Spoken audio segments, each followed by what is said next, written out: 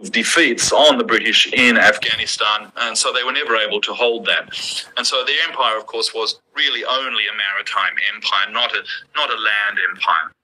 And the largest part of their empire, geographically, was North America, and they lost that. And I suppose that's really the very beginning of the decline of the British Empire, was when they lost North America, so 1812.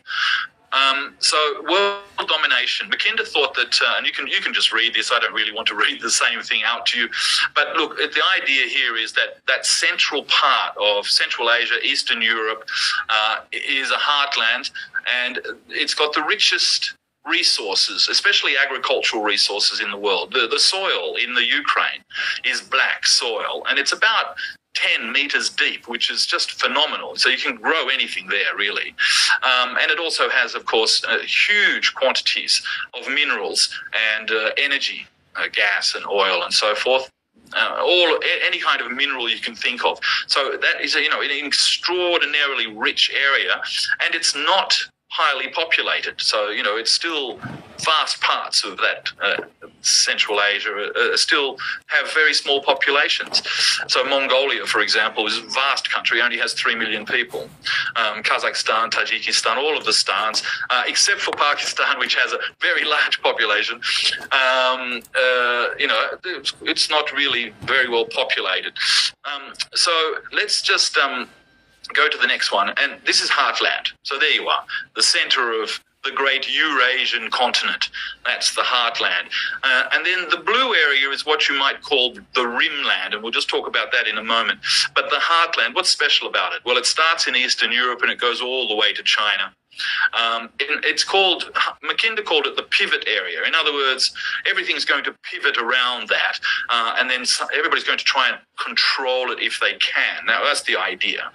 Of course, it's a bit strange because Russia, of course, controlled a large part of that already, and we know that at the time Mackinder was writing his essay in 1904, Russia was about to lose a naval battle with the rising Japanese empire, and they had been in constant conflict with China, Qing dynasty China, and they'd been in conflict with the British as well, and not just in the center of Asia, but also elsewhere, in the Balkans, with the Ottoman Empire, with the Europeans, constant European wars. So, and then there's the world island, which is everything around that. So Africa, South America, Oceania, parts of Southeast Asia, North America, that's what's called the rest of the world. But the island, the world island, is the heartland, Eurasia. So Europe, Asia proper, China, Siberia, Southeast Asia, India, Saudi Arabia. This is the heartland right now, today. That's from Live Map, and that is the front between the Ukraine and the Russians at this very moment. And you can see that that's a struggle over the heartland. Now, the heartland's basically divided. There's a sort of three people that really sort of have fed this theory. The first one was Mahan, it's an American sailor and cartographer, who said that sea power. Now, he came out of the same thing. He came out when the British Empire was so powerful, and he'd studied the Spanish and the Portuguese, and he thought that this maritime power was the most important thing. So everything in the world could be controlled if you controlled the seas. And to control the seas, you needed islands. And the islands give you a sort of an offshore periphery control over a mainland area. So Singapore, Taiwan, Japan, Australia is a big island, Mauritius, the Falklands. They start to think, oh, yes, people are fighting over all these islands. I wonder why. Well, that's why. Because they tend to control choke points. They control areas where there's very large naval activity, so merchant navy or military navy. And so that's the heartland there, the rimland, as you can see, and then there's the maritime section, the darker section around the maritime periphery. So heartland we've explained, and rimland just means you can access towards the heartland from the maritime. So that comes from the Second World War. Spikeman was a cartographer, geographer who worked for the American government, and he came up, he just had sort of advanced the heartland theory by saying, well, look, we can just consider it a rimland, and we can use our naval forces to penetrate into the heartland. So that's what's called the rimland. And we'll find out and discover later that that's what, when we're talking about Vietnam and Korea, Iraq and all those things, that's really kind of rimland activity. So here's the naval part, sea power theory, and you can see straight away where the biggest blue line is, and that's directly from Europe, across the top of it, through the Mediterranean, Suez Canal, Africa, and then right across all the way to Singapore. And of course, that would continue now across to the Pacific, and that gives importance to the Indo-Pacific, for example. So that's naval power. So here's rimland. It looks like this. This is the idea, red pushing in. You can see the arrows here where they're pushing. And so pushing where? Pushing in Korea, pushing in Taiwan, pushing in Southeast Asia, pushing in the peripheries, Myanmar, for example, Pakistan, Iran, Saudi Arabia, the south of Europe, the north of Africa. So that's the rimland and pushing in towards the heartland, the great Eurasian continent. So here's the Iron Curtain. So this is one end, right, of rimland. If you just think, here's rimland, and here's Europe over on the left-hand side, and you see that big black line there. And then we'll just have a quick look at the Iron Curtain, just to bring us into the present. So this is, the antagonism between the Soviet Union and the West. Now, it's got to be remembered that this had started earlier. It wasn't just post-World War II and then suddenly there's an Iron Curtain. It was Churchill who said there's an Iron Curtain, and the imagining of a barrier or a wall was not a Russian idea. They didn't think that this should occur at all. They were against this idea. This was a Western idea. This was Churchill's idea and Franklin Delano Roosevelt's, Truman's idea. And Truman has a lot to do with a lot of the geopolitical mess that we're in now. There was no real wall at all. But this is sort of an imagining, right? And then you can see that that's the rimland. You see that the idea there. So up that line now is all the way up to the heartland. So that's the idea of heartland theory. All right. So then the Marshall Plan. Let's throw some money at it. Let's reindustrialize Germany, specifically Germany and France, but mostly Germany.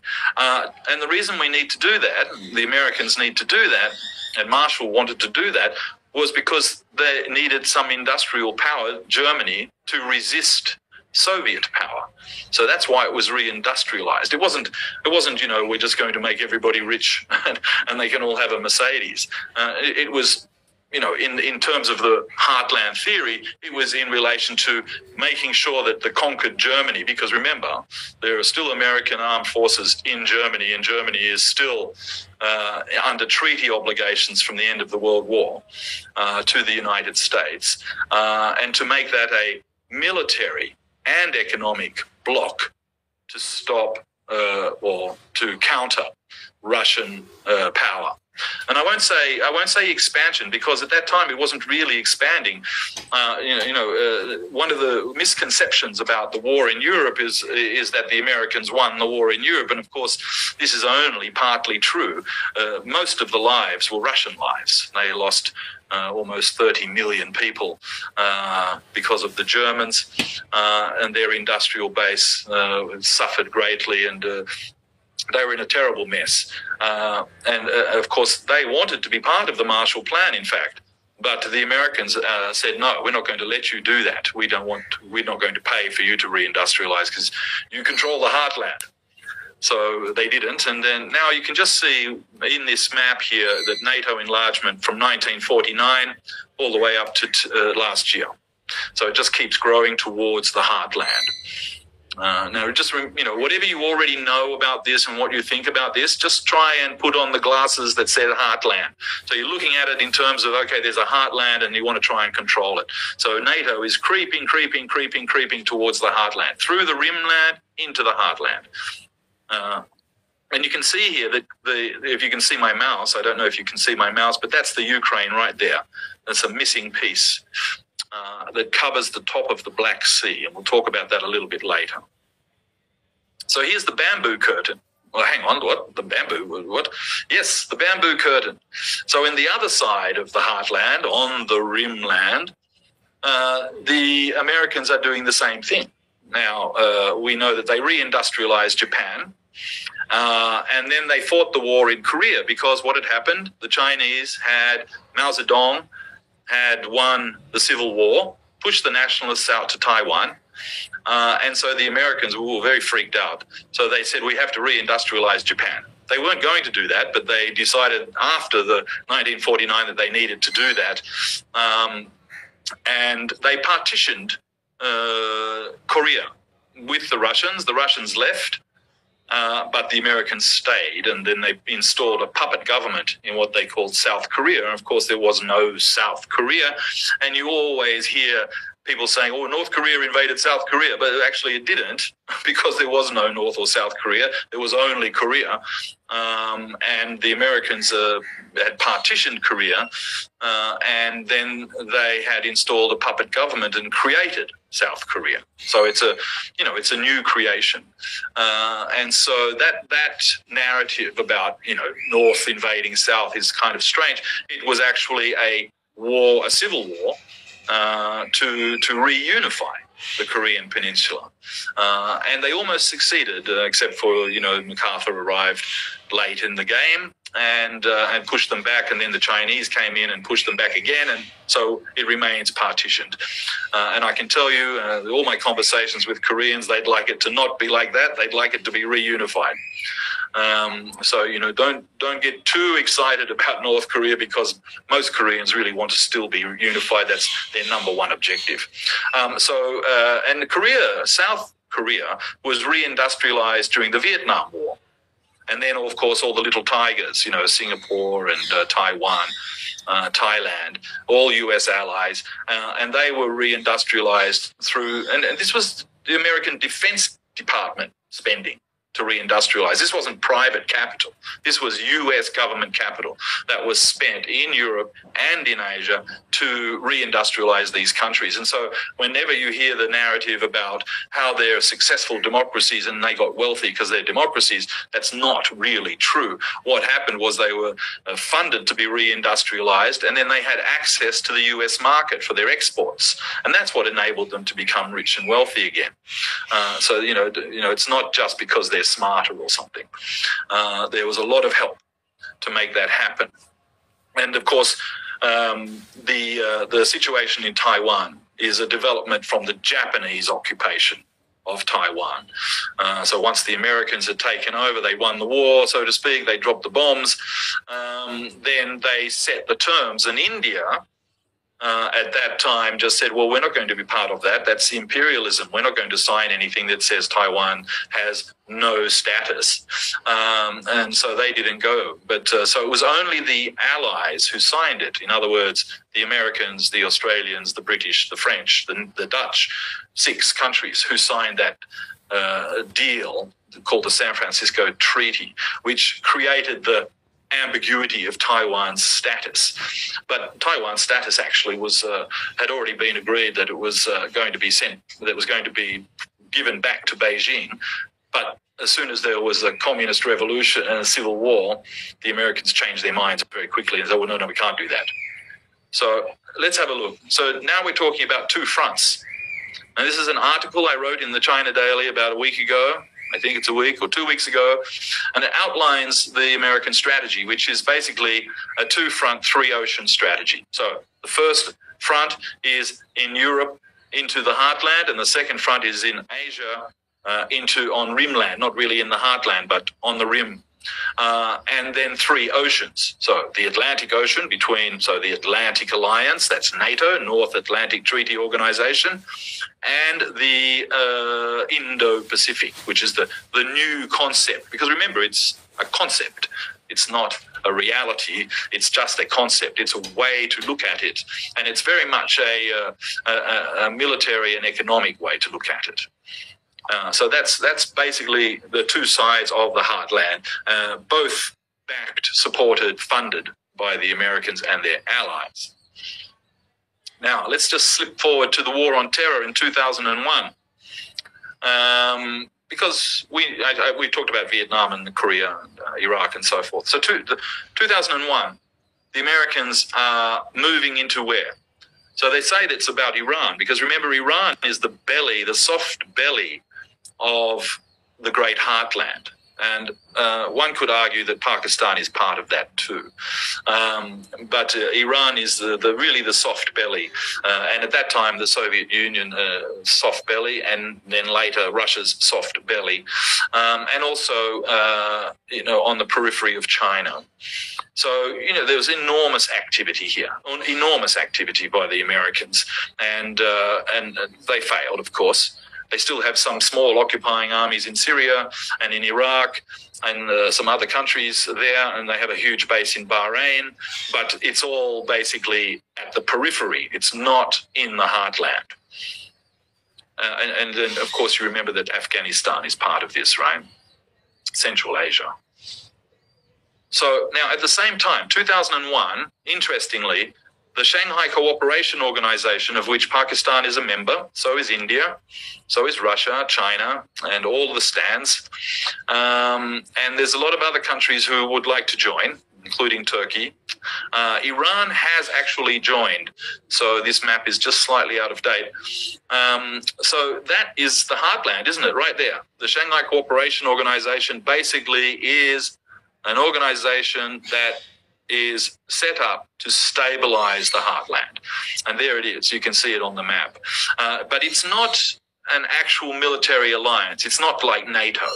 The Shanghai Cooperation Organization was basically really set up to negotiate all the frontiers and borders between the countries, between Russia and China and Central Asia, and to stabilize that area in the post-Soviet collapse. And that's what it did. It did it very well. And now what it's been doing for the last 15 years it's being used to organize all the cross-border transport networks, pipelines, electricity, railways, all of that. All of the cross-border transactional stuff, including education and payments and all things like that, are done through the security organization, the Shanghai Cooperation Organization.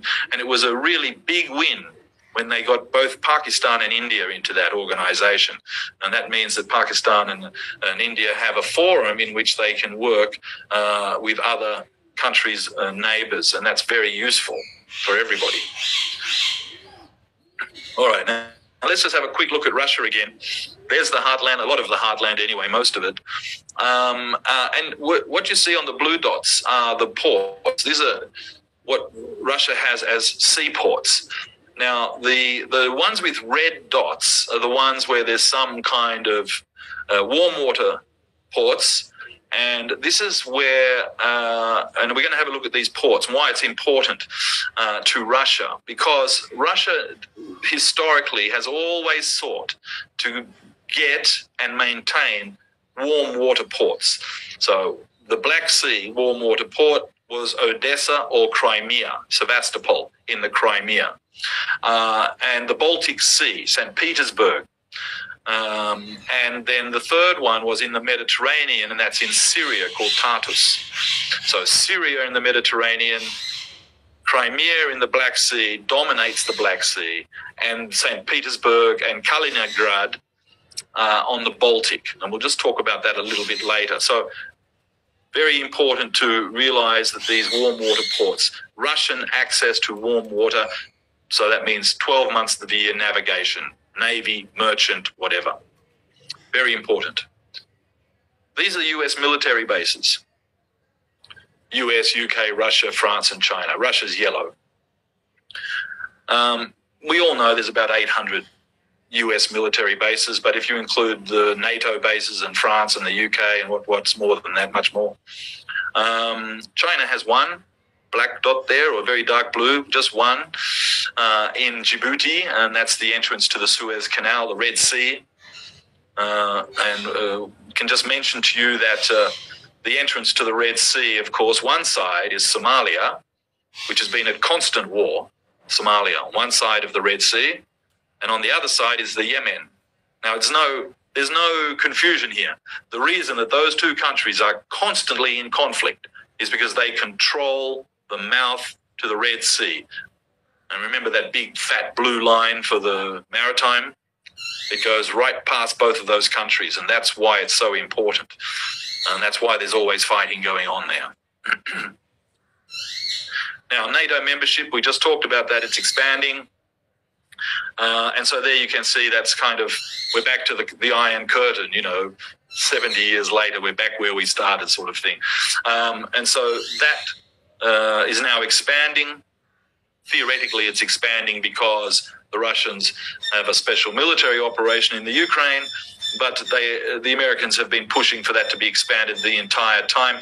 And one needs to remember that every time the EU, the European Union, expanded, the Americans only agreed on the condition that NATO would expand too. So the Europeans have, we've looked at that and we said, the EU's getting bigger and richer and more powerful, but it was only done on the condition that countries would also join NATO. So a military defense network. But whether it's, can you say a military defense network when it keeps growing towards the heartland? Is that really defense or is that offense? You need to think about that. All right, NATO membership. So now 2008, we're getting very close to the Ukraine now. 2008, NATO decided there'd been a small war with Russia and Georgia. So I don't know if any of you know about Kautilya. He's a very famous sort of ancient Indian philosopher, advisor, strategist. And he said you always need to have buffer states. Between great powers, you must always have buffer states. And so I think you can see that in around Russia. And there's lots of these little states, Armenia, Uzbekistan, Georgia, and they break where powers meet. So where Turkey, Russia, and Iran meet, and there's three little countries between them, you see, sort of like a little jigsaw puzzle. And that's basically, they exist to create a buffer zone, a demarcation zone. And so basically that's what you might think the Russians are actually trying to achieve in the Ukraine right now. Anyway, so 2008, Bush, war on terror, GFC, global financial crisis. Oh, we're having a disaster. Inflation is crazy, right? And the Americans have exported this crisis, this financial crisis, because they're funding the war on terror. It's costing them total $7 trillion total. So their economy is suffering. And so then, their banking collapsed, subprime mortgage collapsed. But so while that was happening and everybody's suffering, in the rich countries are not so rich anymore, and poor countries have very high inflation and can't pay their debts, they go to Romania and they say, we're going to get Ukraine into NATO because the Russians are looking weak. So let's do it now. And there you have a picture of Stoltenberg with Zelensky, telling him what to do. Now, Stoltenberg is an interesting character. He was Prime Minister of Norway, and he began his role as a NATO Secretary General the year that the US backed the coup in Ukraine, 2014. So he has overseen the entire plan of NATO expansion into the Ukraine. He has been in control of all of that, and he's announced that he's I think he was pushed, but he may not have been pushed, but he's resigning and he'll be gone this year, which I'm beginning to think is a sign of weakness. But anyway, because he's the mastermind of doing all of this, and he's been responsible for the NATO expansion into Ukraine. Now, the Ukraine. So we're just going to go slightly back towards the heartland here, Central Asia, and you can see all of these, pipelines, railways, and things like that going up to the Caspian Sea, which is, this is Iran over here. I don't know, can you see my mouse? Central Asia pipelines, right? So this is the energy. There's Pakistan and Afghanistan, right? So now just imagine in that period of time, it was becoming very obvious that the Americans were not going to be able to win in Afghanistan. And the Americans had obviously, enormous forces with NATO forces. So NATO operating well outside of Europe, which is, very unusual. It's not supposed to be doing that, but it was extended. So they were given the right to do that. And then they later went to Libya and Syria and a few other places. So they're now operating outside, expeditionary, right? Not just defending, offensive, actively invading, like Iraq, right? And Afghanistan. So Afghanistan, of course, totally impoverished. But you can see that this area is, a transit area. So all the energy from Central Asia has got to transit. And where's it going to go to? There's only basically going two ways. It's going to China or it's going to Europe. So those are the two sort of, points of for energy, pipelines, roads, transport, all that stuff. And so this is the network right across the heartland here. We're in the heartland. And there's Ukraine right in the middle of it. And you can see, there's all those big pipelines going through there. It's very interesting. Now, it's also interesting to note that the largest source of revenue for the Ukrainian government prior to the coup in 2014 was the transit fees from oil and gas. That's how they made their money. So they were dependent, if you like, on Russia. Well, were they, or were they just making money? I mean, it's right in the middle. So that's the easiest place to put the pipelines. And if you want to pay me to do that, if the Europeans buy it and the Russians, give me 10%, well, why not? And so that's what they were doing, and that was very profitable. And the economy was looking okay at that time, actually. But you can see that there's all these other pipelines going around, and Nord Stream 2 at the top there, you can just see that was being built. Nord Stream 1, sorry. Nord Stream 2 haven't started yet. But that's the network of pipelines, of energy, of money, right? Money and energy. Very important. We can't live without that.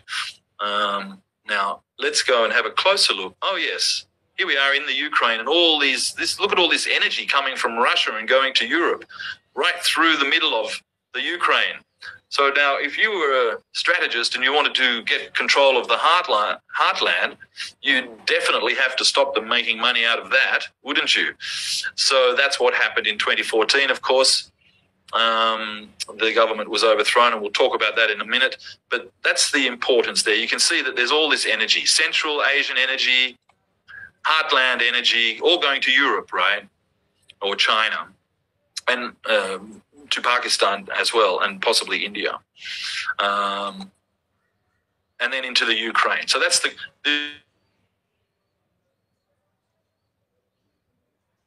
that's the transit state. So buffer and transit.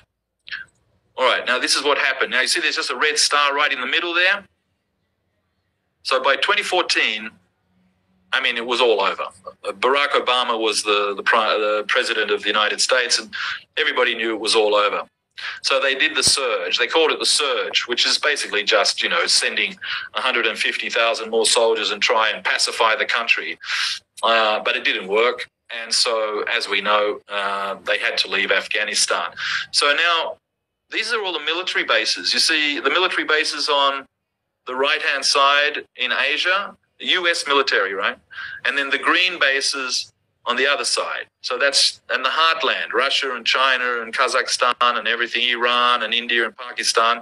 And right next to Pakistan in Afghanistan, that's where the dot is. That's the only basic U.S. base. There was some others, but they're all been closed now.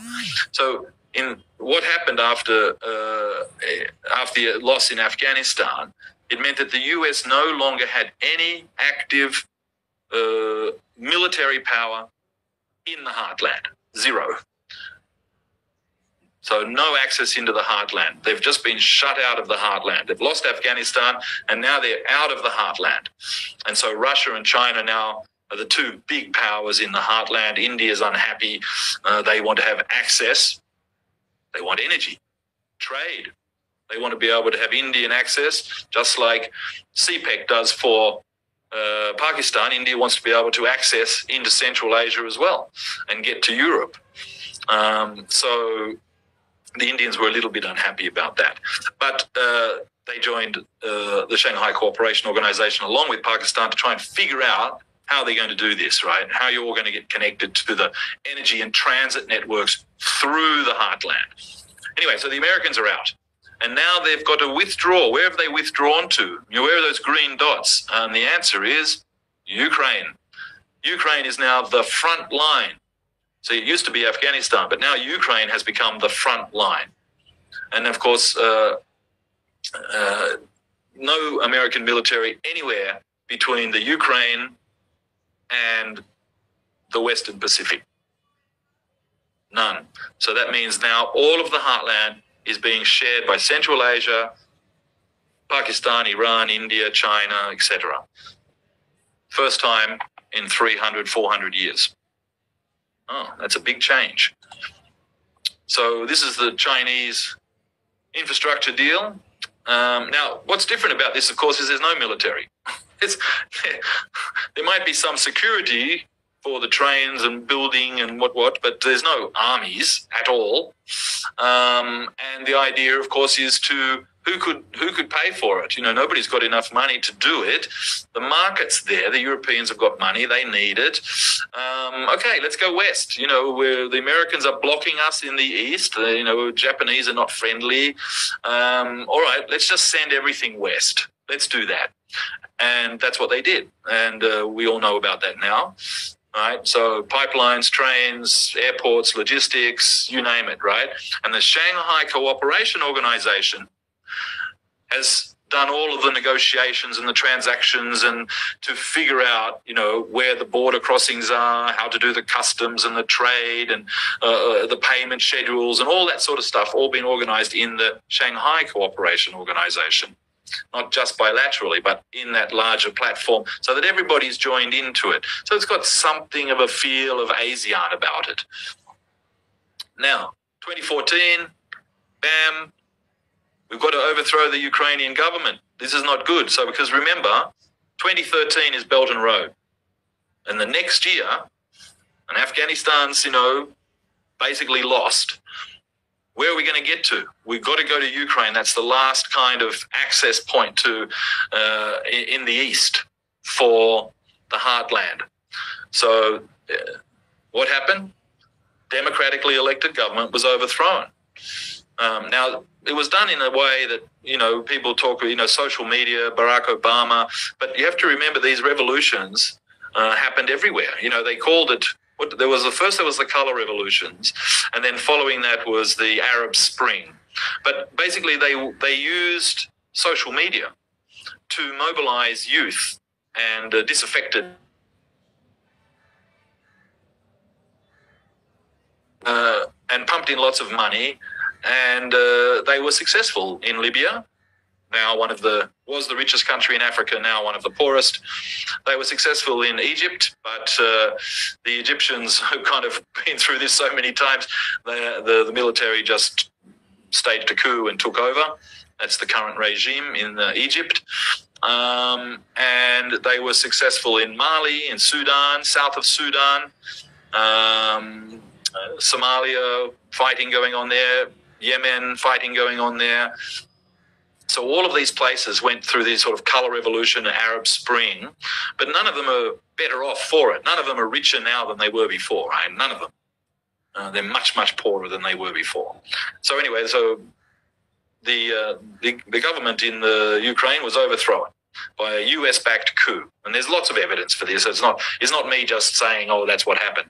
There's lots and lots of evidence for this. And the lady who was in charge of it, Newland, she is now still in the State Department and still talking about the Ukraine and how the US has to fight the very last Ukrainian. And it's all very good and well for her because she's very nice and comfortable in Washington. But of course, in the Ukraine, it's not so nice. So that's what happened. So the government was overthrown, and what's the first thing they did? Well, they got rid of all the pipeline deals. They wanted to redo the deal. So the Russians said, no, you can't do that. So there was a lot of friction over the oil and gas. And of course, the Americans were like, yeah, stop it, just stop it. And of course, the Ukraine economy just crashed. It didn't have those transit fees anymore. So very bad news for the Ukraine in 2014, basically, but very good news for NATO. So at the next year, 2015, Syria. Now, Syria, the civil war had been going on in Syria since 2011. Of course, the Israelis have a real interest in that. They wanted to get parts of Syria, the Golan Heights, which they've annexed, right? And the Russians have their only Mediterranean seaport in Syria. And very quickly it became evident that the Americans wanted to close that and restrict the Russians. So then they would no longer have a port in the Mediterranean. So they'd be in the Black Sea and they'd be in the Baltic Sea, but they wouldn't have access to the Mediterranean. So what did the Russians do? They said, no. And they went in there in 2015 and they backed the government and it worked. And the Americans have never forgiven them for this. There's a lot of resentment because Syria has still got the same regime and it's been demonized enormously. And I'm pretty sure that it's done some terrible things. But in terms of the heartland and geopolitics, the Russians, the warm water port into the Mediterranean, very important. And Syria is one of those small transit buffer states. Interestingly, it's the only state that doesn't quite connect the Belt and Road yet. So Iraq and Syria, right? Iraq and Syria. Because the part of Syria that has oil and that bumps up to Iraq, which is still controlled by the Americans in a big way, American military.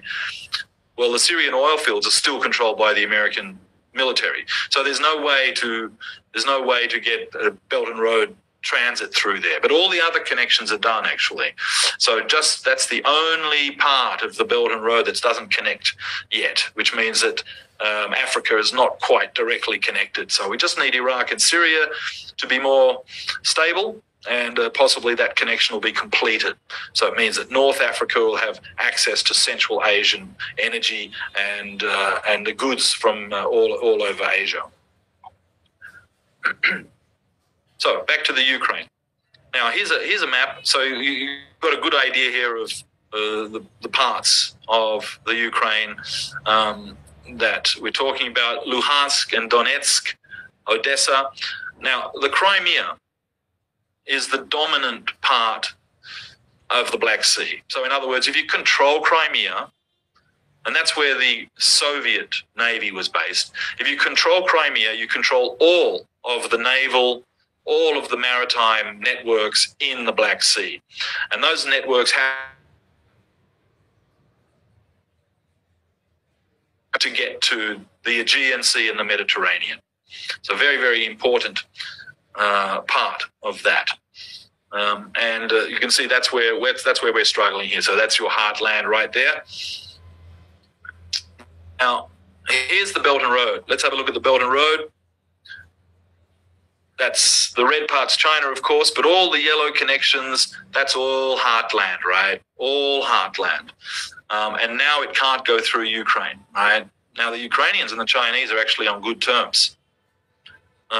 Very good terms, and they continue to be on good terms. The Ukrainians, realize they're not completely stupid. I mean, they understand that if you want to make some money in the world today, you need to have a connection with China. So that's give you an idea of what the Belt and Road really looks like now, and why the Americans are so unhappy about it.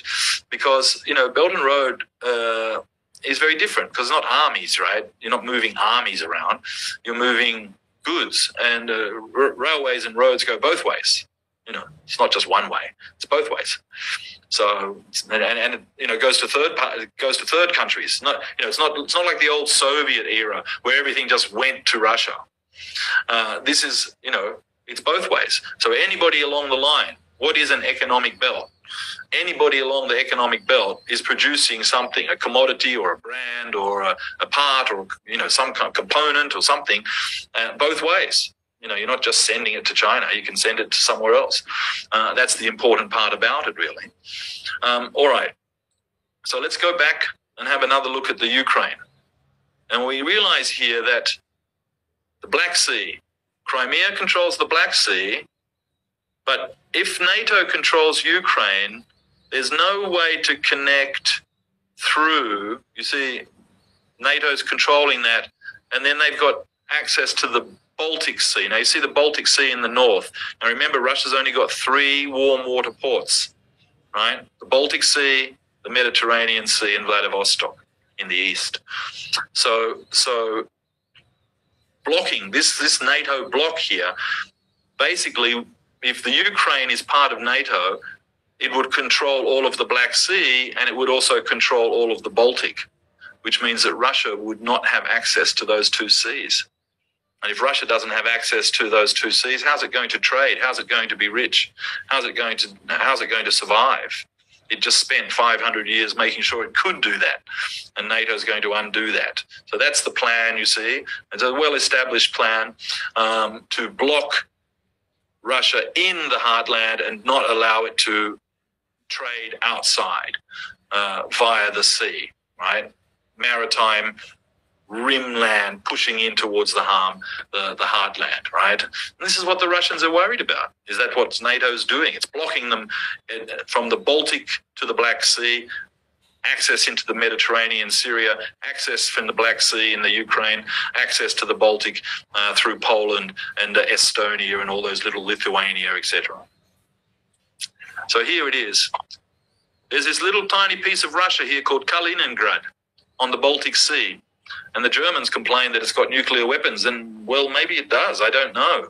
But it protects the mouth of the Baltic Sea. So, in other words, it guarantees that, and that's the reason that the Russians were able to keep it, it guarantees that they can control the mouth of the Baltic as well as up to St. Petersburg, so that they've got their maritime traffic all the way through the Baltic Sea, and that remains open. So,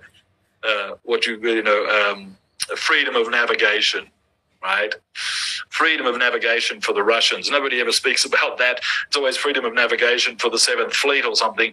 But there's freedom of navigation for Russians too, and for Pakistan, and for Cambodia, and for anybody really. So that's why the Russians are holding on to that. But as you can see here, when Lithuania, Latvia, and Estonia went into NATO, suddenly that little part of Russia was not connected to Belarus anymore, to Russia anymore. So that's what's called the Suwalki Gap. And of course, Russia is very, very worried that it can't access Kaliningrad from the land. And so Belarus, of course, is very important in this, maintaining the relationship with Belarus, which is what the Russians are doing. Now we'll just keep going. That's Nord Stream there. Nord Stream, there it is, right along the Baltic, right? Kaliningrad, Russia, St. Petersburg, Russia, all the way through Nord Stream down to Germany. So we all know that somebody sabotaged the Nord Stream. And now that's very, very dangerous, because everybody in the world is now worried that somebody, a power, could just blow up your stuff. Pipelines, digital, fiber optic cables, electricity transmission lines, all gas pipelines, ports. This is very, very scary for the whole world. You've got to be thinking, and every country in the global south especially is having that thought. They're having, well, hang on a second. People are now willing to blow up international infrastructure and not claim credit for it. They're just doing it and then saying they didn't do it, basically. Right? Now, I'm not saying that the Americans did it because it's not been 100% proven, but I think it's very obvious that that's where if you were Sherlock Holmes, you'd be looking at the United States. All right, now, so there's that, what they call the Lublin Triangle. That's the same area, right? So that's a real stress point for Russia. And that's why if Ukraine was to go into NATO, Russia would be locked, and then it would lose Kaliningrad, and then it would lose access to the Baltic. So, for the Russians, this is existential. Real meaning of existential, not pretend existential, real existential. It would kill their trade. It would really, really be damaging to their economy. All right, now here in the Black Sea, same thing. You can see Black Sea gives you access down to the Mediterranean. Black Sea out to the Mediterranean. So that's also very important, and you can see that the Russians, no matter what, they're not going to allow the Black Sea to be encircled by NATO countries, which it almost is now. So if the Ukraine was to get it, Georgia, Turkey, Russia would basically, the Black Sea would be encircled, and they would not have access to that either. There's a convention, basically a convention, Montreux Convention. Everybody can get access through Turkey, easy. Only the Turks can break that, but they won't, and they haven't, because they need the trade too. So that's the same for Suez and so forth. Panama. There's these kind of conventions. Everybody's got to have access. All right. So now let's just look at the two strategies here start to come together. US and EU Indo-Pacific. So you can see in the top picture, there's the EU is the green square. Not a square, it's a whatever it is, parallelogram of some sort, and a rhombus, just for you people, for you nerds, I think it's a rhombus. And there's another rhombus over here in the blue one, which is the American. So that's the blue is the US Indo-Pacific sort of control area, and the green is where the Europeans are supposed to do their stuff. And you can see that the red is the Belt and Road, right through the heartland.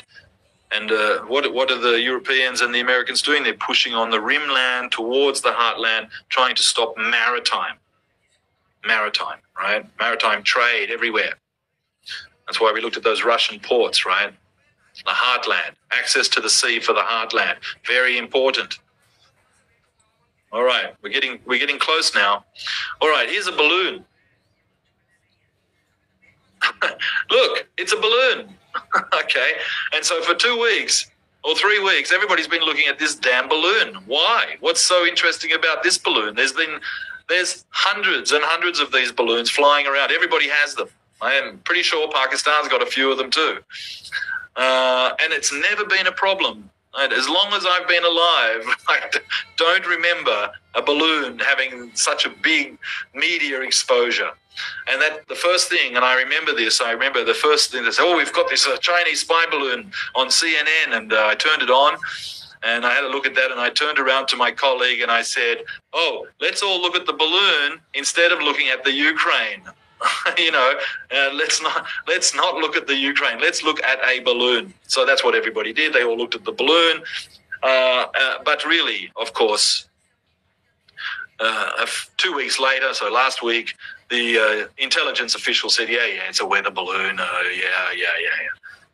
Well, I think anybody who was involved in international relations and international security, who really had their head on, knew that this is a distraction, a media distraction. We're all looking at the big, bright, white balloon and not looking at what's happening on the ground in the Ukraine and other things like a rail derailment in Ohio where poisonous gas was put into the air. It didn't even make it.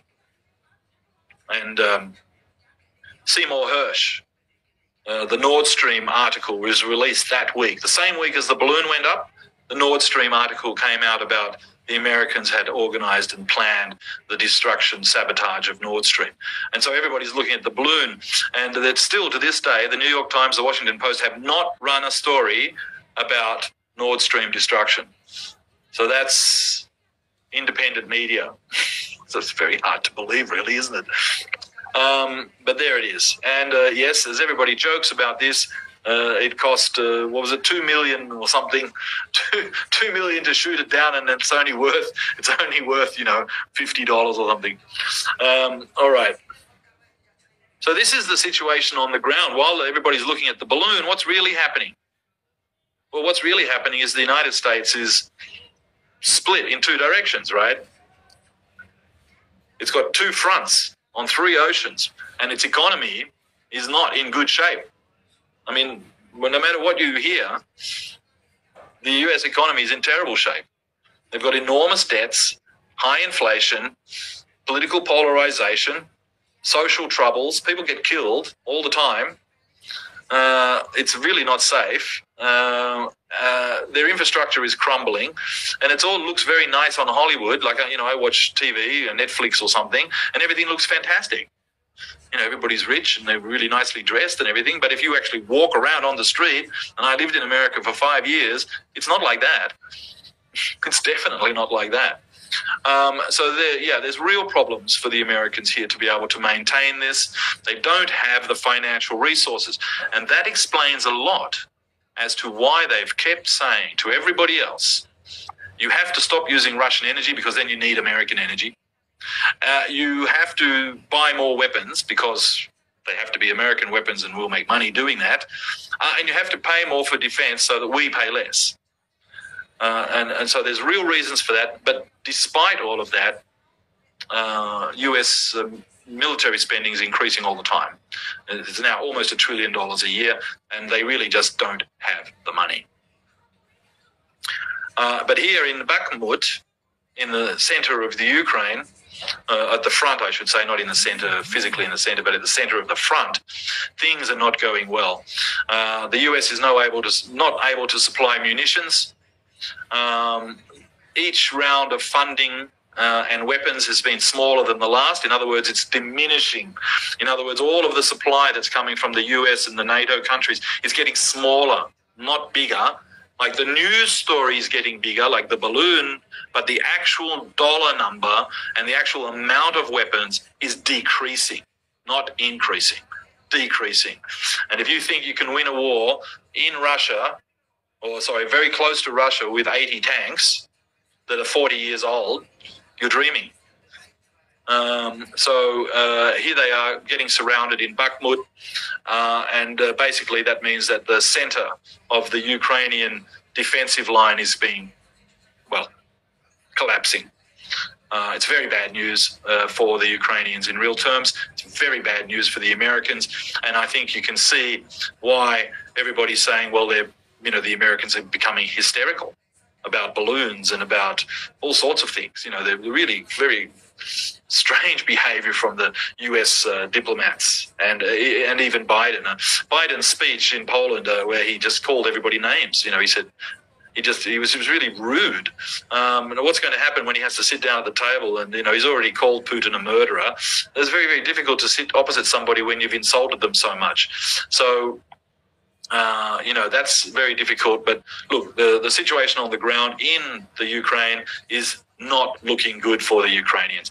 They are losing a lot of men, and those men are not well trained. They don't have enough weapons. They can't get them. They don't have enough money, and the Russians have very short supply lines. So it's easy for the Russians to get new supplies, and it's an artillery war at the moment, and the Russians are winning, and winning by a big margin. So very, very difficult, and the Americans are in real trouble here. So here they are, they're in trouble. They're in a train. Now, that train photo reminds me of, the North Korean leader going somewhere. When's the last time you saw an image of an American president having to take a train, not a plane? I mean, it's extraordinary. That is really, like North Korea or somewhere. Just very, very strange. And then the other photo of him, small desk and writing a check. He doesn't have any money. I mean, the Americans don't have any money, and they're still writing checks. Now, who's going to pay for it? So that's very, very problematic. All right, here's the Ukraine's GDP per capita, right? Per head, how much money per head? And look what it is now in 2023. Look where it was in 2014, 2013, 2014. 2013, highest ever. 2013, highest ever. Before the coup, highest ever per capita GDP in Ukraine. Highest ever. Poorest country in Europe. The poorest country in Europe. And in 2013, it had its highest ever GDP. Since then, not so good. It looks pretty good in 2021, but actually that's just all that foreign money being pumped in. It's not real business or anything like that. That's just, aid packages from the United States, basically. And weapons. I mean, enormous amounts of weapons and money, so it's not, doesn't really tell you, the economy in 2013 and the economy in 2021, they look almost the same per capita, but actually the money is very, very different. That money is being used to buttress the government for weapons, and the US is basically paying all of the salaries of all of the public servants in the Ukraine. I mean, it's basically a 52nd state right now at this moment. And then the actual GDP, have a look at it. 2013, very good. 2014, halved. Have a coup, what happens? GDP drops. Look at 2015, 2016. So it's slowly climbing back. But that's, the Europeans are trying to help. The Americans are pumping lots of money in there. But it's not going to work. And look where it is now. So, not good. All right. Now, in the Munich, a week ago, in Munich, Wang Yi said, peace. We're going to offer a peace agreement. Now, remember that it's the Chinese who are mediating all of the arrangements in the in the Shanghai Cooperation Organization and with Afghanistan. It's China that's mediating that. And it's been China that's mediating in the South China Sea, trying to get the code of conduct. So they are now, in my personal opinion, they are now the most powerful mediating force on the planet. In other words, the Americans are so far to their position, and the Russians are so far to their position, that who is powerful enough to be able to mediate and moderate the discussions and the negotiations. And of course, who's taking that role? China. They've got one military base outside of China, and everybody says, the Americans say, they're building their defense and everything else. Well, yeah, but it's all in China. It's not all over the world, so it's very different. And the Americans are saying, no, they're terrible. They're going to give weapons to the Americans, to the Russians. So you can see this sort of dichotomy at Munich. Chinese saying, okay, we want to mediate the peace, and the Americans saying, absolutely not. And this tells you also about that big balloon, because while the Americans knew that the Chinese were going to propose for peace, put forward a big peace proposal, the Americans knew that, and they're trying to sideline the Chinese. So by the balloon, pointing at the balloon and now saying they're going to give weapons to the Russians, what they're trying to do is make China not be the mediator. But it can't be done, and I think China's got the upper hand here. They're going to put out their position paper in 2 days.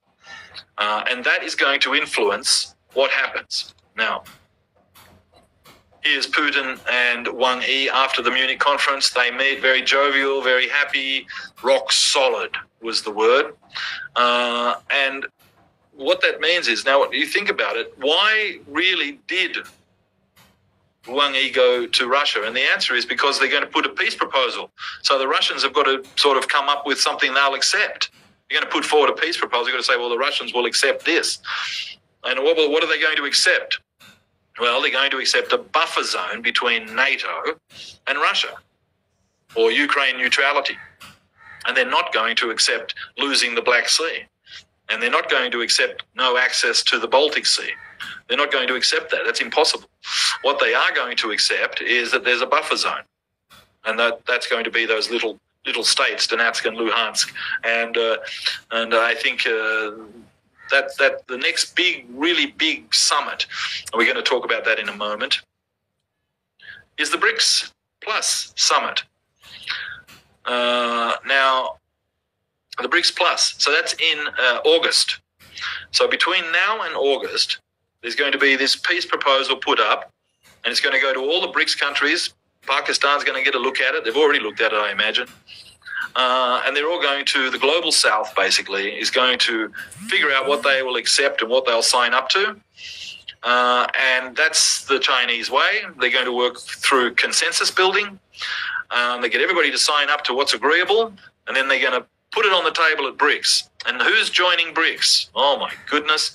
Let me see. Saudi Arabia, Iran, Kazakhstan, Algeria, Egypt, Nigeria, Argentina.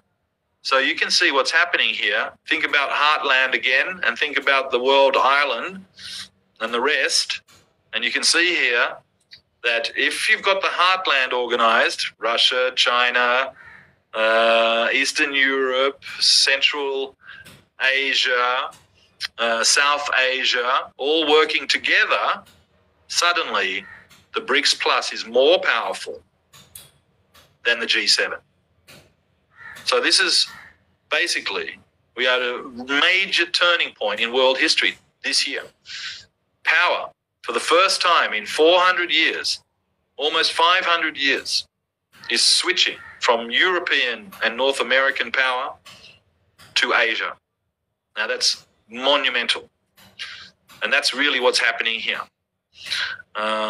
Now, there's other parts of this that need to be worked out, and it might take, it won't just all happen in one day. But when it does happen, it happens quickly, and all the bits need to be worked out. And one of the biggest and most important parts of this is de-dollarization.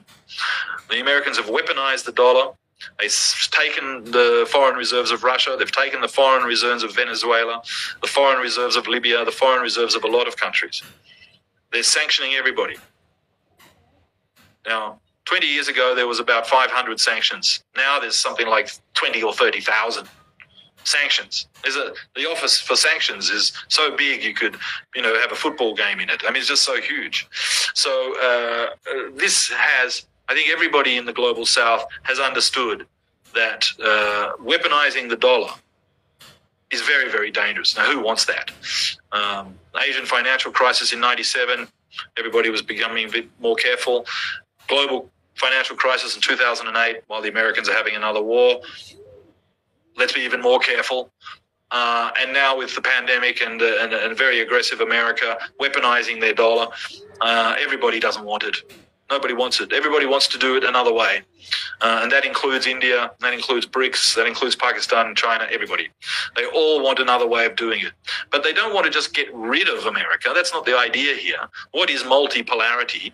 The Americans have to become one of the poles, right? An important pole, one of the poles, but stripped of the reserve currency role because they're not trustworthy. Nobody can trust them. They've proven that. So this is the first time that you're going to get the BRICS Plus and the Shanghai Cooperation Organization members all together, plus other global south countries. They're going to look at this peace proposal at the BRICS, and they're going to come up with a solution, and then it's going to be tabled at the UN in September. So now the Ukraine war basically is going to run down. Just think about what happened in Vietnam and the Paris peace talks and so forth. Maybe they'll try and make it last. The Americans will pump more, NATO will pump more into it and everything, but everybody knows it's already over. And now it's all about peace. And China's put the peace proposal up into BRICS. They're putting it into the Shanghai Cooperation Organization and the rest of the global south. And that'll be the document that the UN General Assembly will vote on in September. Now that's what I think that's the timetable. That's what you need to be looking at, is what's going to happen between then and now.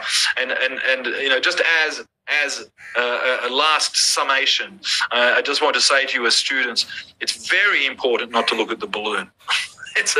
Please try not to look at events, because what happens is if you just look at the explosion and you look at the event, right, the big explosion, but then you don't look at all the things that caused the explosion. And what I've tried to explain to you today is a kind of a fairly shallow overview of what's really pushing the power equation in the Eurasia area and the world, the global south more specifically, BRICS and SCO.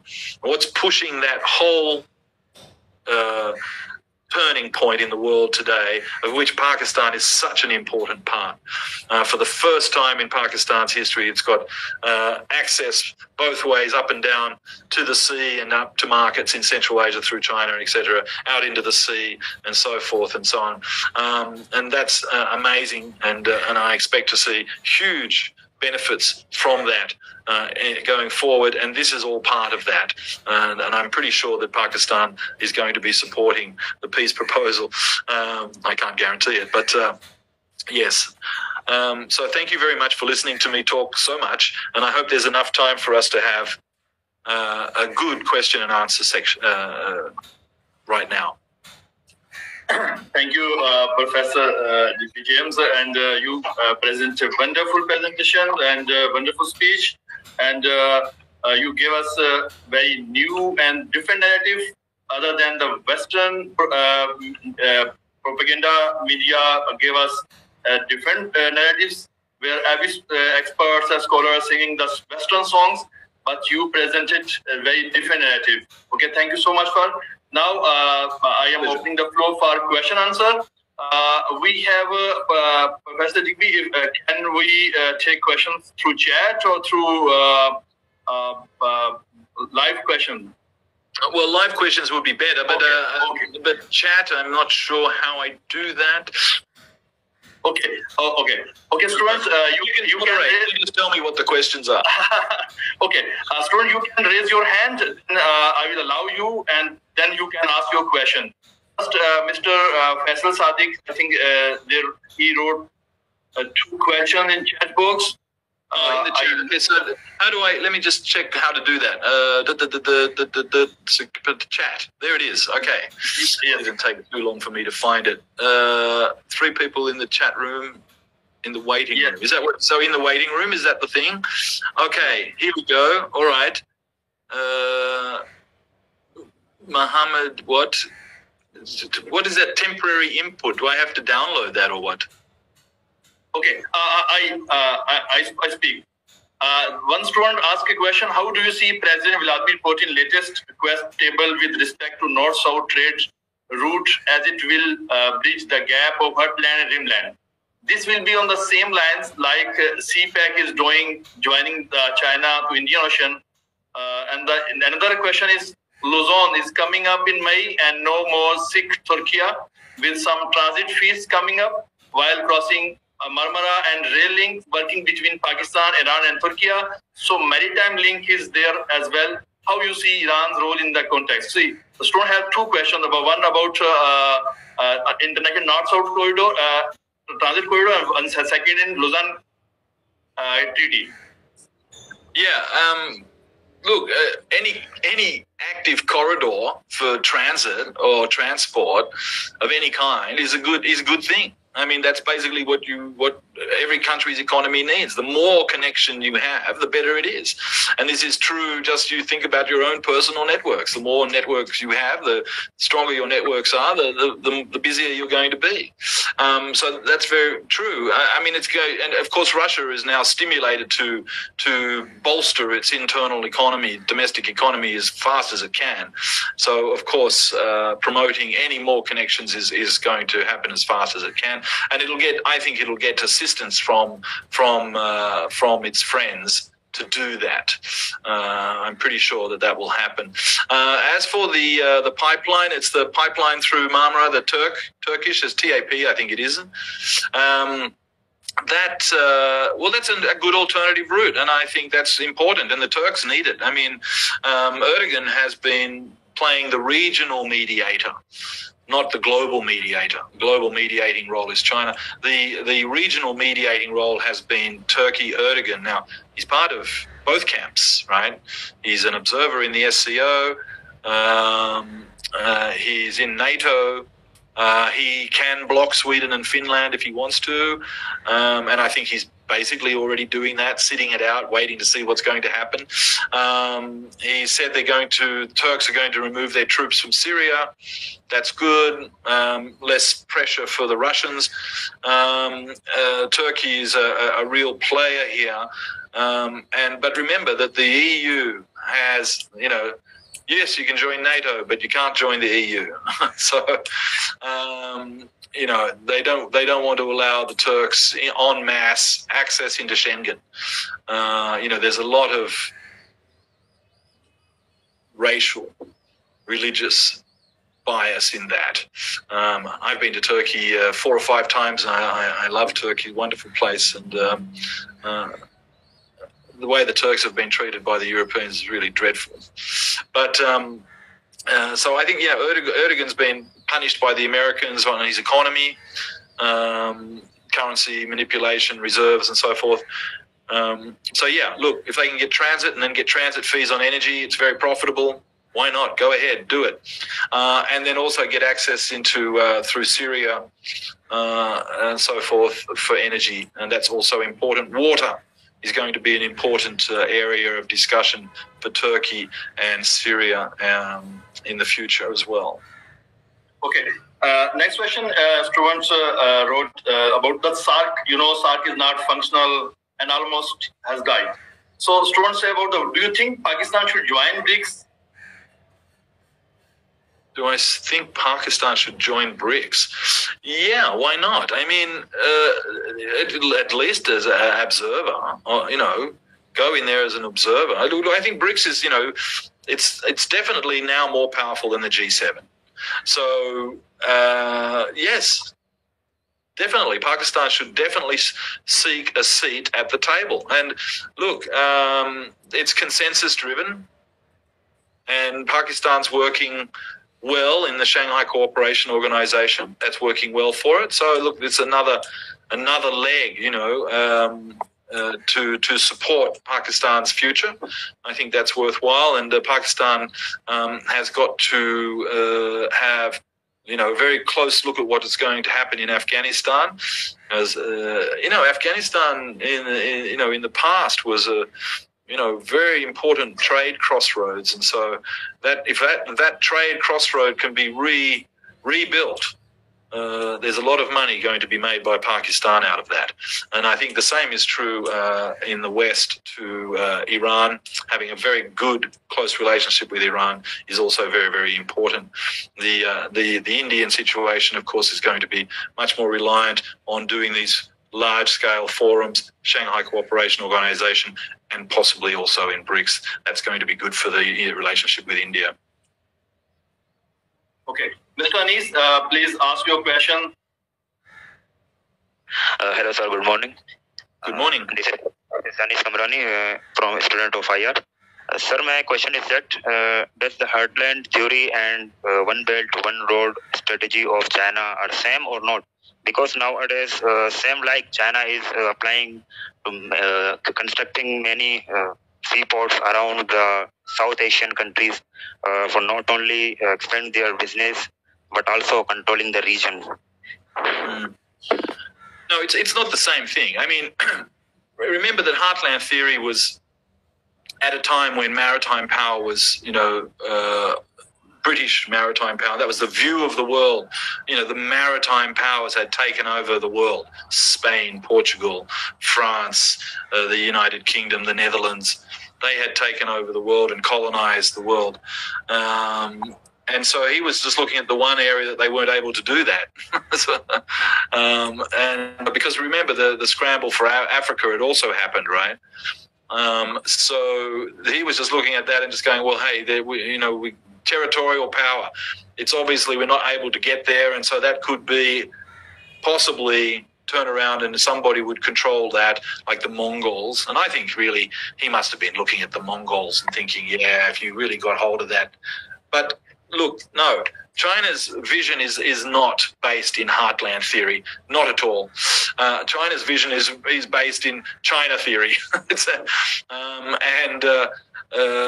China is not in real terms part of the heartland, not specifically, because China has pushed its borders up to the mountain ranges at its periphery.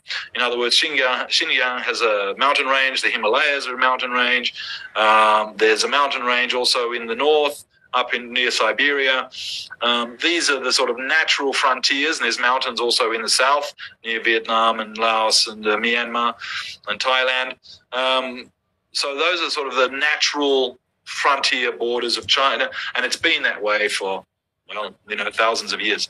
So I don't believe it. It's true to say that somebody's beeping a lot here.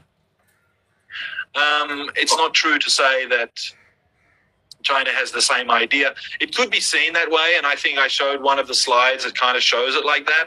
But actually, it's not, because look, it's true that China is going to have more influence as its economy gets larger and larger, and but what? So what the Americans are doing here is they're saying China's economy is going to be so large, they're going to be so powerful that we have to stop them. So to stop them, we have to destroy their economy, and that's what they're doing to Russia, actually. And that's what they, and that's what's happened to Venezuela and Libya, and So there's something very wrong about that conceptual idea that you're going to, because somebody's just naturally big and they've already been around for a few thousand years, and they're suddenly your peer competitor. You have to make sure that they don't get richer and they don't have advanced technologies and what. So no, I mean, I think that's very old thinking, and I think the Chinese vision is very clearly stated, and that is that it's consensus built. It's based on the ideas of harmony and mutuality, and I think that's true. And if you've spent any time, really any long length of time in China, you would know that it's that's something that's fundamental in their philosophical point of view, and it's also part of their Marxist point of view, in the sense that Marxism talks about the well-being, right? The state of being, and that is the most important thing in this. And if local populations are connected, and they get richer, they trade, well, then that's a good thing. And I think all of, connecting Europe to right across Asia and into Africa, everybody's going to get rich. I mean, that's really what's going to happen here. Now, the hard part is making sure that people don't start fighting over who gets this and who gets that. It's got to be done by consensus. And so, veto power doesn't exist in the SCO, and veto power doesn't exist in the BRICS, but it does exist in the United Nations, which was set up by the Americans. So, I'd be if I was you, I'd be looking at veto power. Okay. Hey, Mustafa, please. Hello, sir. My question is about Afghanistan. As you see that the Americans are supporting the Taliban, and by giving them $40 million a month on the name of the humanitarian aid, and when you see that on the foreign ministries of the Iranians and the Tajiks and the Russians said that there are multiple terrorist camps are in the provinces of Badakhshan, Takhar and Kunduz. So what do you think that these relations will lead to a new alliance, that the National Resistance Front will be supported by these Indians, Iranis and the Russians to counter these terrorist camp and the Taliban, or they will be allied of the Taliban? It's a very difficult question, really, because I think it's not relevant to relevant. But I would just like to make a comment about that, and it's a very kind of fundamental idea, and that is that as long as people are poor, destitute, hungry, uneducated, and not connected, then they're going to fight over very small things.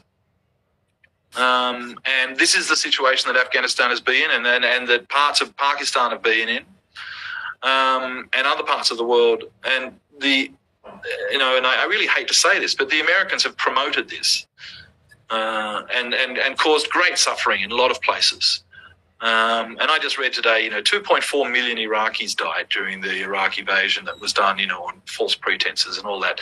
And I just, people start moralizing about the Russians when the Americans start pointing their finger at the Russians, and they really have no moral grounding in here at all. Zero.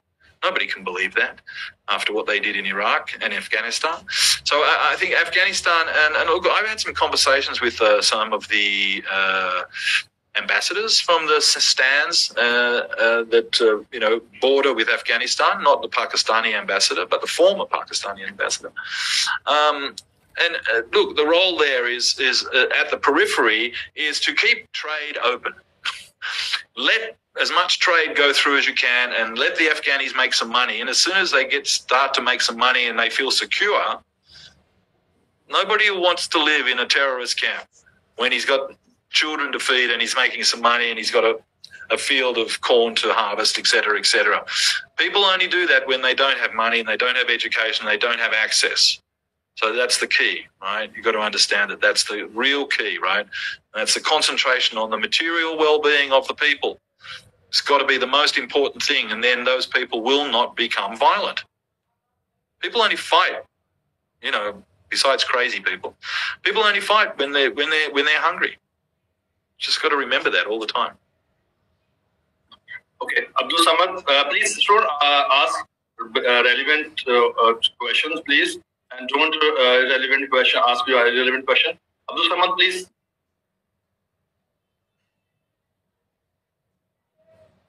Hello, sir.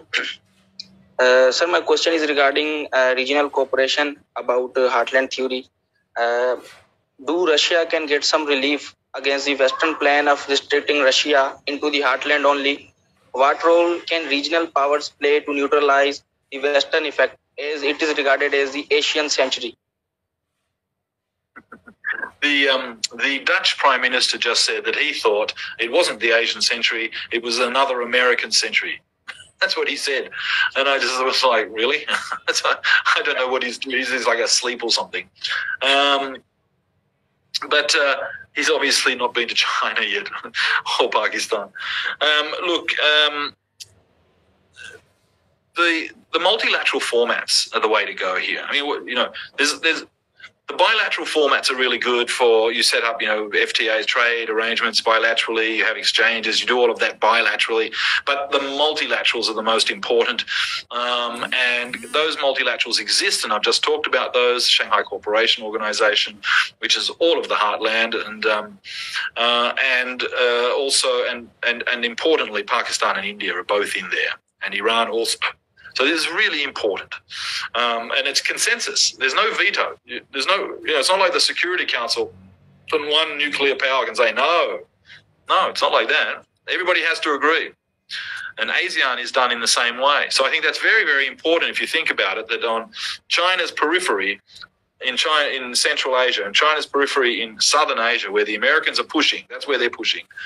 The two blocks are consensus-based organizations, which is democratic, right? Not veto organizations. So I think that's very, very important, and they need to be strengthened, and they need to be used more for cultural, agricultural, trade of all kinds, cross-border and all of that, accelerating de-dollarization, all of those sorts of things, stabilization in every way, harmonization of all of the things that can be harmonized, administrative plus physical. That needs to happen as fast as possible. The faster the better, really, as long as no mistakes, right?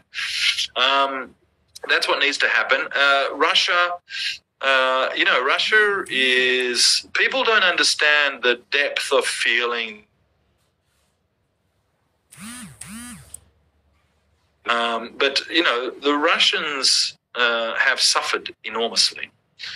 They suffered enormously at the hands of the Mongols. They suffered enormously at the hands of the Germans a couple of times. They've suffered enormously at the hand of the Poles and the Lithuanians and the Swedes. They've been invaded so many times, and they've suffered enormously. But particularly, with the Germans. I think people don't realize just how much they've sacrificed to be able to maintain Russia. And anybody who's running around thinking the Russians are going to get rid of Putin because they're not happy, they're out of their minds. The Russians are going to support him until the end. And at this point, I will tell you that I think Russia is going to get out of this special military operation what it seeks to, and that is a buffer zone, and to have the Ukraine kind of, shall we say, neutralized. So take a neutral line and not be part of NATO. I mean, I think this is really sort of a key step, and the population won't change. And we've seen that, all the big countries basically have supported that position. All of Africa, Latin America, most of Asia, all of Asia, plus China and India have supported that. And that's what's, that's the new reality. When every time I hear somebody in the American government saying, global leadership or something, and I think, well, hang on, they're leading less than 15% of the world's population, only half of the global economy, really only half these days, totally dependent on other parts of the world anyway. I think, no, who are they leading? They're not. I mean, it's this action that's going on is, I think, is probably the straw that broke the camel's back, so to speak. Russia will come out of this stronger. Look, Russia's economy is growing faster than the UK economy. What else do you need to know? Russia has positive economic growth. The UK is shrinking by 2%. And that's going to continue. Okay. And because all of that, everything, Russia has everything that you could possibly want. And if the Japanese got smart, they'd be doing that too. Okay, Nuzhat. Hello, sir. My question is, it's been 1 year since the Russia-Ukraine crisis began, and the possibility of a truce was quite blurred. As you have highlighted in your lecture about few weeks, like it was some peace proposals by China. However, today, early morning, China came with the 12 points for the ceasefire between Russia and Ukraine. So what's your opinion Morning, on the I haven't seen it. I'm doing this. Early morning, they have came with the 12 points. So what are the 12 points? Why don't you tell us what they are? So they are like war can't do anything, like they have to cease fire, and there are many points. Number one, ceasefire. Right. Number two. Number one is ceasefire. Like they have to stop all the things, and they should come with a peaceful resolution. Okay. No, but look. All peace plans kind of start that way. There has to be a ceasefire, and then once there's a ceasefire, then you say, okay, there's a line of control. So everybody has to go behind the line of control, and of course, Pakistan knows all about this. Pakistan's been through this so many times, and they're very good at it. Which is really a good reason for the Pakistanis to be involved, is because they know how to do this. And other news today was, of course, that there's a new settlement between the Indians and the Chinese on the line of control, which is also very important. So you can see that. And there was another thing that happened, was the Indonesians signed a deal with the Vietnamese over the South China Sea, over their economic zones. So you see that there's this kind of, I think, and I believe this to be true now, is that there is a global tendency to move away from this kind of militarization of everything, and to get to a situation where can have negotiated settlements for pretty well most of the troubles in the world today. Military solutions just don't work anymore, because, hey, you're in Karachi and I'm in Cambodia and we're talking to each other, and everybody knows everything all the time. That is planetization. And this idea that you can put up a balloon and nobody will notice, that's over. So I think that as I laid out the plan for you, right? There's a proposition. Everybody's going to talk about it. Everybody will come back. The first really, look, it could happen faster than I imagine, but there's a natural kind of a timeline for a global thing. So the BRICS would be the first one in August. So, you know, what is it now? It's February, March, April, May, June, July, 5 months. 5 months, you know, getting an international peace deal together is, well, Pakistan knows very well how long it can take. So, yeah, 5 months would be a really good timeline. There'll be intense diplomatic activity. Intense. I mean, really, really intense. And the Americans are going to do everything they can to discredit everybody involved with this. They will do everything they can because they don't want it to happen. But what they're forgetting, of course, is that when Henry Kissinger was flying around trying to broker peace in the Middle East, and the Americans were in the position that the Chinese are in now, basically. So, yeah, look, that's a very good step forward. I'm very glad to hear from that, and I'll check it out as soon as we stop. Okay. Afzal Sabah, please ask a question. Mr. Speaker. I have a question. I'm starting from Baltic states, and after the Baltic state, I'm going to start from Baltic state after the Ukraine issue getting more importance for the Russian as well. So, at what extent do you see the current visit of a United States President? How much that creates the relation between Russia and the United States. And the second part is that as you mentioned, the Afghan issue, after the withdrawal of U.S. from the Afghan, there is a space for any country like Russia if they had to expand. Faisal, I can't understand. Yes, I think they have. Okay, I take next question. Ifra, please. Just write it down. Tell him to write it down quickly. Yes. Yeah, I can see the chat now, so just put it in the chat, and then because I couldn't understand. All right, okay. Who's next?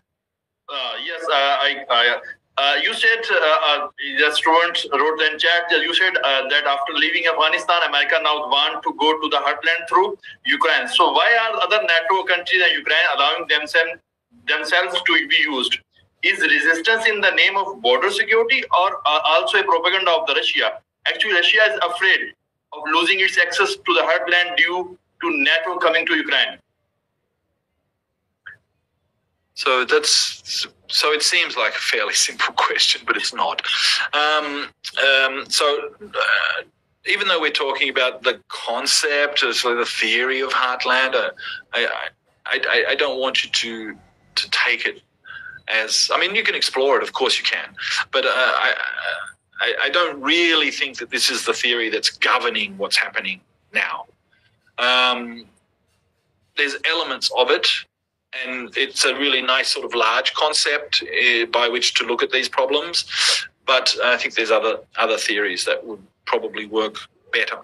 But let's just have a look at and say that why are the Europeans being so silly? Well, they're not. I mean, the thing is that the very small countries like Estonia and Lithuania and they've always been frightened of their big neighbours. That's always the way.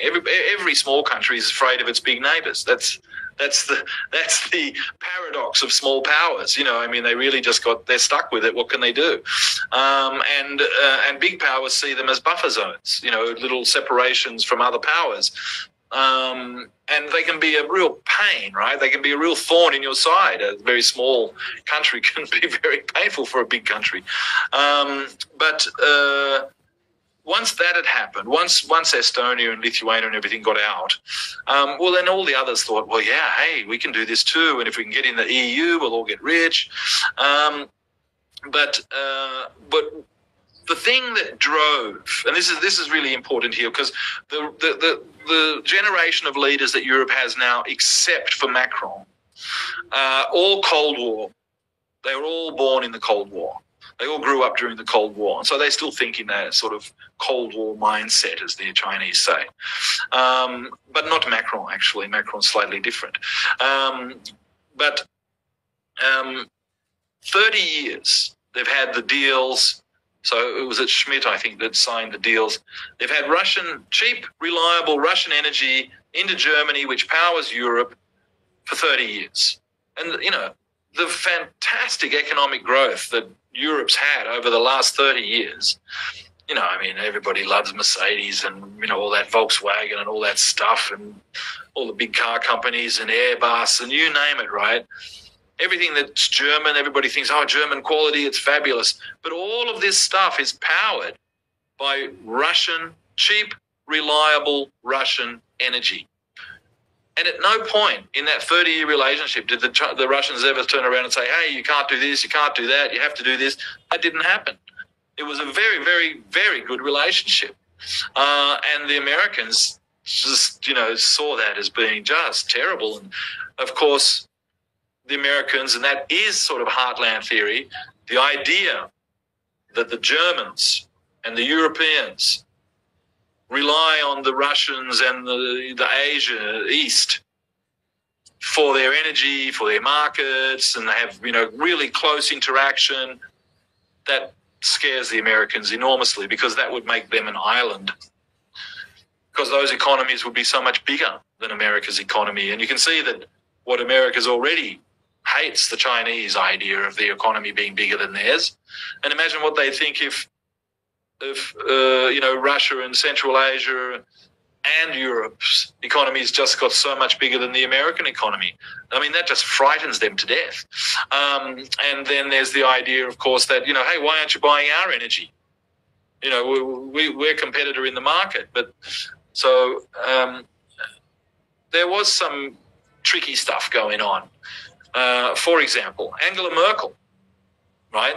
She'd been spied on by the CIA, WikiLeaks, all that. She wanted to maintain that relationship, have a very strong relationship with Russia, with Europe.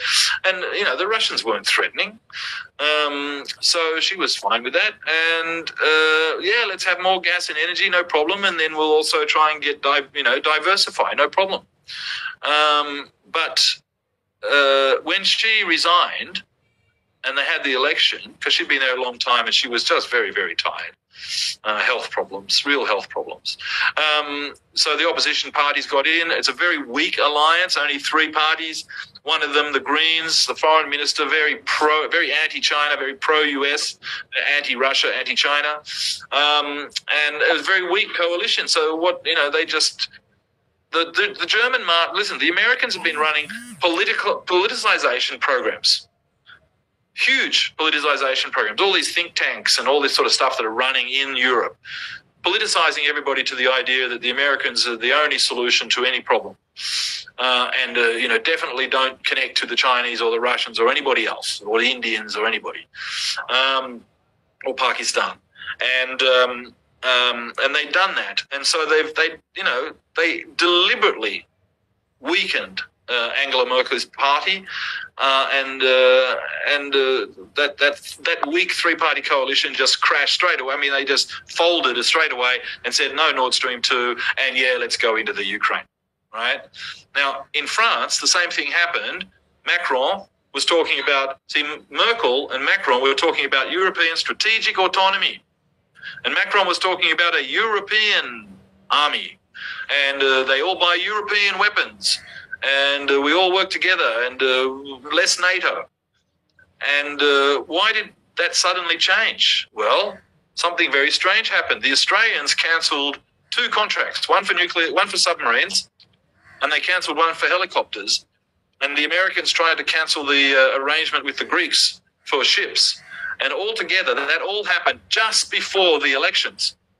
So Macron looked really bad when he went into the elections because he had lost all these really big contracts, and 10, 20,000 jobs gone, and, hundreds of billions of dollars gone. And so he only just, second round against a right-wing racist, fascist candidate in France, and he only just got through, but in the legislative elections, he lost. So now he's what's called a lame duck. He can't get new legislation through. And what happened? He turned around and went, oh, okay, NATO, okay, fine, yep, I'll back it. So you see that the Americans actually played a very long game here. It's not, you don't imagine that this just sort of happened randomly. This is like ad hoc kind of situation. This has been carefully orchestrated. And the Americans have worked very hard to undermine European unity. And then, if you look at that, you will understand that that's the American modus operandi, is divide and conquer. And they put themselves as at the center of Europe. So they are now the central power in Europe. Nothing can be done in the EU without the US agreeing to it. And they're backed by the UK. When the Americans backed Brexit, and Brexit, of course, weakened Europe. And it's weakened the UK enormously. And so the Americans now have more say in London and more say in Brussels. And they're trying to do the same here in ASEAN. They're trying to be, the Americans are trying to put themselves in the center of ASEAN by trying to split ASEAN against Laos and Laos, Myanmar, and Cambodia. But the ASEAN, they're not going for that because they've got 5% economic growth. Why the hell would they do it? But you see, Europe's not like that. Europe's got zero, economic growth. The Americans have really orchestrated this. It's a much larger design, and that's where you need to understand that this is a much larger design over decades. This is not some kind of just this year or that year or this week or that week. There is ideological underpinnings and notions about democracy will ultimately be supreme and the whole world will be democratic and it'll be run from Washington. Right? If the whole world was democratic already, then the UN General Assembly wouldn't need a Security Council. They just all vote. Right? So we need to be very careful. We will take last questions quickly, and Ms. Mariam, please ask your question. Last question. Hello, my name is Mariam, and I want to ask that, is European crisis a golden opportunity for China to draw away the US attention from Taiwan by moving into a third Cold War with Russia, or after innovating Russia's position in Ukraine, another victory in Taiwan would await the US like the Sandwich Islands?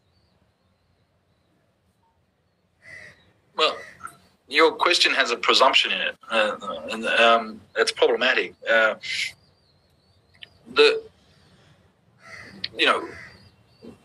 Will China take advantage of the situation, the crisis in? Well, it's advantageous for them for sure. It just makes them more powerful. That's what I've been trying to say to you: is that China is now the moderator, the mediator globally for peace. It's the most powerful manufacturing, most advanced manufacturing industrial base in the world, the largest exporter in the world.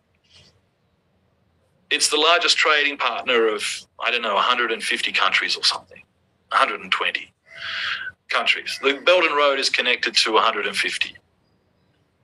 Now that's basically 2017 when Xi Jinping went to Davos and made his speech about open trade and so forth. That was it. China was the champion of free trade, right? Globalization and free trade. Now, after what the Americans have done with NATO, China is now the champion of global peace. Of course it's going to work well for them because red line number one is reunification with Taiwan. And the Americans are the ones that are blocking that, making that, impossible for them. Now, there's all sorts of geostrategic security problems in there that, you would need to have a look at. But the fundamental point here is that that's a red line and that there's no way that'll change. And you can see what happens when you go past a red line. The Russians and NATO, Ukraine going into NATO, the Russians told the Americans so many times, hundreds of times, that just don't do this. And that's our red line. And the Americans said, oh, yeah, they'll never do it. Well, they did. And now the Americans are paying for it in a big time, and they can't afford it. And now they're losing their mantle as a sort of peacemaker. Now China's going to be the peacemaker. Now, that's a real change of events in the whole world. So I think you need to be, following. You're living in a very exciting time. That's all I can say. But no, I do not believe that China is using this for narrow, selfish national interest. I do not believe that is true. I believe that it's using it in the understanding that all of its partners are going to grow rich, and then China will get richer too. Okay, right? Which is the idea of a free and open trade. That's the whole idea, right? So, and if you just look at what they're actually doing, you can see that that's actually working. In Cambodia, 10 years of trade with China, the economy here has grown 7% per annum for 10 years. That's phenomenal. ASEAN and China have got 5% GDP growth this year, right? The US got 0, 1. Inflation at 5 and GDP growth at 1, that's -4. Okay, it's -4. So what you're really seeing here is the global north, the advanced economies are shrinking. They're all shrinking because wars are expensive and it causes inflation. And, and the 0% interest on money, easy money, is inflationary as well. There's all sorts of complications in that geo-economical puzzle that I don't have time to explain to you. But basically, having wars and starting wars is really, really bad for your economy. So China's not doing it, right? Okay. I also thank you so much, Professor Dr. Digby James M, for sharing their insights with us today and give us a precious time. I hope this discussions has provided valuable perspectives on the heartland theory and Ukraine realities. Remember, geopolitics issues like these are complex and constantly evolving, so it's important to stay informed, engaged. I want to thank my students and faculty for their active participation in today's webinar. Your questions and comments have helped to make this discussion truly engaging and thought-provoking. As we wrap up, I encourage you to continue exploring fascinating topic of heartland theory and its implication for the current situation in Ukraine. I would like to thank to all of you. Thank you so much, and thank you so much, Professor, to give your wisdom. Thank you. Okay, bye, and have a good day. All your students. Good luck. I hope it's helpful. Yes. Bye-bye. Bye-bye.